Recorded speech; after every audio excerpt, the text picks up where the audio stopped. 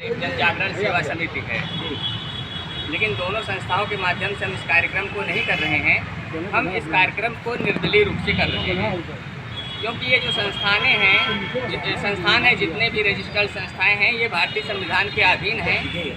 और भारतीय संविधान में एक सिस्टम बहुत ख़राब चल रहा है, जिसने पूरे देश और समाज को ध्वस्त कर रखा है, और वो सिस्टम है पार्टी सिस्टम। और हम लोग पार्टी सिस्टम का पूरी तरह से विरोध करते हैं।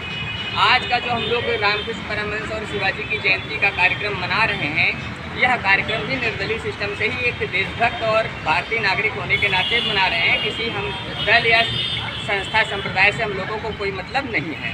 क्या 27 के चुनाव के लिए आप लोग क्या निर्दलीय कोई तैयारी वगैरह कर रहे हैं, क्या है जी? 2027 के विधानसभा चुनाव में हम लोग लगभग 300 प्रत्याशी उतरेंगे विधानसभा चुनाव में, और 300 विधानसभा प्रत्याशियों को जन सहयोग से अगर हम लोग जनमानस को सही बात को बताने में सफल हो गए, तो हमें पूर्ण विश्वास है कि पूरी जनता का हमें सहयोग मिलेगा और हमारे सभी जितने प्रत्याशी खड़े होंगे सब जीत करके आएंगे। निर्दलीय क्यों खड़ा करना चाहते हैं आप?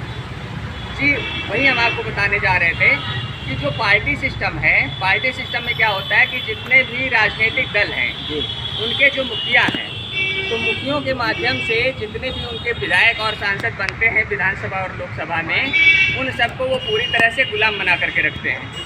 अगर वो जरा सा भी इन लोगों के कोई भी लीक पॉइंट बता देते हैं, तो उनका पार्टी कानून के तहत उनका कैरियर ख़त्म कर देते हैं, तमाम तरह के भ्रष्टाचारों में फंसा देते हैं। और कितने भी भ्रष्टाचारी लोगों पार्टी मुखियों के आधार पर काम करते हैं। कौन सी पार्टियाँ हैं? सभी पार्टियाँ वैसा काम कर रही हैं। आज पार्टियों के इस सिस्टम को बिल्कुल उत्कर्ष और चरम पर लेकर के बीजेपी चल रही है, जिस पर पूरी तरह से कब्जा कर चुकी है गुजरात लाभी, और बीजेपी के अन्य जो वरिष्ठ नेता भी हैं वो भी सब बिल्कुल बेकार हो चुके हैं। तो जो बुद्धिजीवी वर्ग है, अगर वो बेकार हो जाएगा तो देश और समाज को सही दिशा नहीं दी जा सकती है। तो आप कौन से प्रत्याशी जो कर रहे हैं? ये बताते हैं, पहले हम आपको बताते हैं कि पार्टी सिस्टम खराब क्यों है। तो पार्टी सिस्टम में क्या होता है, पार्टी सिस्टम में क्या खराबी है कि ये पार्टी फंड के लिए पहली चीज़ लूट करते हैं। दूसरी चीज़, ये कारपोरेट लूट की तैयारी करते हैं। ये लोग कारपोरेट्स को सरकारी संस्थान, ज़मीन और पैसे वगैरह सब, टैक्स माफ़ी, लोन माफ़ी, सब्सिडी वगैरह सब देते रहते हैं, और उससे भी पैसे फंड को 2 नंबर से बनाते रहते हैं।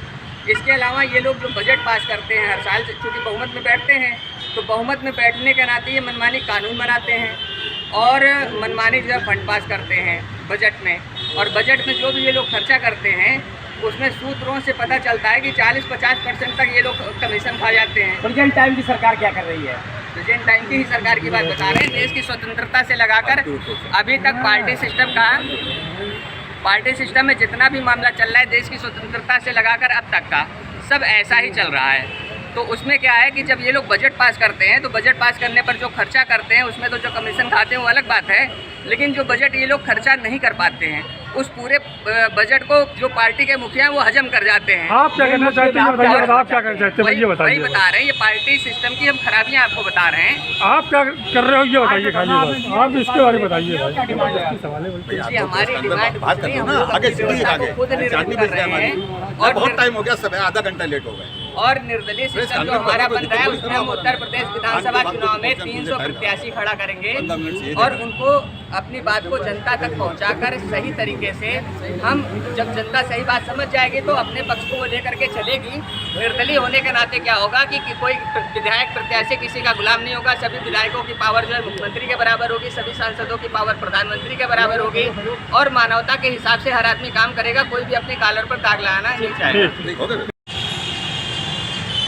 पिछला जो आंदोलन हमारा रहा है, भारत क्वाड से बाहर हो, उससे अंतर्राष्ट्रीय संघ के स्थापना के षड्यंत्र को ख़त्म किया, और भारत को गुटनिरपेक्ष बने रहने के लिए भारत की केंद्र सरकार को एक सूचना दिया, जिसका भारतीय सरकार ने बहुत अच्छे से पालन किया। ना वो क्वाड के सैन्य अभ्यास में गई, और ना रूस, ईरान और चीन के सैन्य अभ्यास में गई।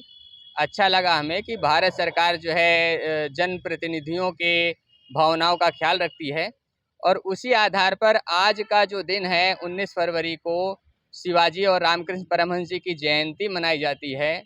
तो अपने इसी पूर्ण विश्वास के साथ हम केंद्र सरकार से आह्वान करते हैं, केंद्र सरकार से हमने मांग किया हुआ है कि आज 19 फरवरी को केंद्र सरकार एक राष्ट्रीय अवकाश के रूप में संसद से कानून बना करके हमेशा के लिए स्थापित कराए, ताकि देशभक्ति और आध्यात्मिकता के जागरण के दिवस के रूप में आज के दिन को जाना जाए।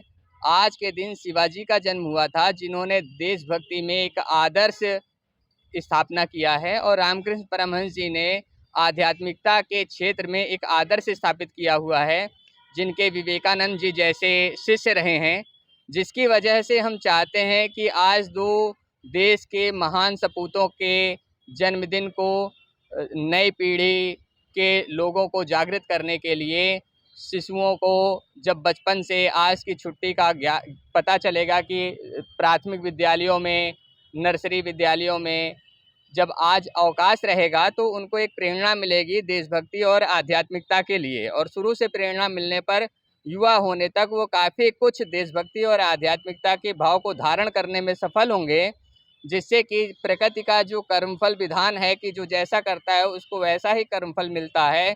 इस बात से जब वो सजग हो जाएंगे तो युवा होने तक फिर उनमें अपराध की प्रवृत्ति कभी धारण नहीं हो पाएगी। लोग आज के समय में कर्मफल विधान जो प्रकृति का है उसको जानते मानते नहीं है, क्योंकि उनमें आध्यात्मिकता का ज्ञान नहीं है। इस वजह से समाज में अपराध बढ़ रहे हैं, और जब लोगों को प्रकृति के कर्मफल विधान का ज्ञान होगा, लोग अपराध नहीं करेंगे, अपराध की तरफ नहीं जाएंगे, तो सरकार को और जनता को तमाम तरह से लाभ मिलेगा। इसलिए आज के दिन को आध्यात्मिकता और देशभक्ति के जागरण दिवस के रूप में सरकार स्थापित करे इसको, इसके लिए हमने केंद्र सरकार से मांग की है।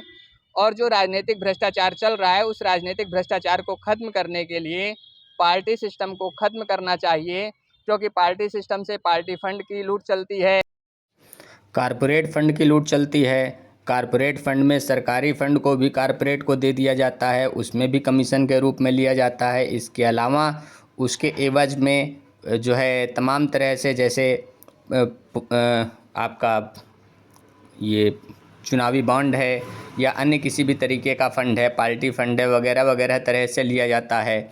इसके अलावा जो है आपका बजट ये लोग जो पास करते हैं, बजट पास करने में जितना खर्च करते हैं उसमें तो 40-50% तक कमीशन लेते हैं। इसके अलावा भी जो बजट जो है खर्च नहीं कर पाते हैं ये लोग, वह पूरा बजट हजम करके अगले साल फिर नया बजट पास कर लेते हैं, बजट बढ़ाकर पास करते हैं महंगाई वगैरह के कारण से। इस वजह से ये सब ख़त्म करने के लिए पार्टी सिस्टम को ख़त्म करना होगा, और पार्टी सिस्टम के ख़त्म करने पर निर्दलीय सिस्टम बनेगा, जिससे भारत की डेमोक्रेसी मदर ऑफ डेमोक्रेसी बनेगी, जो दुनिया में लागू होगा।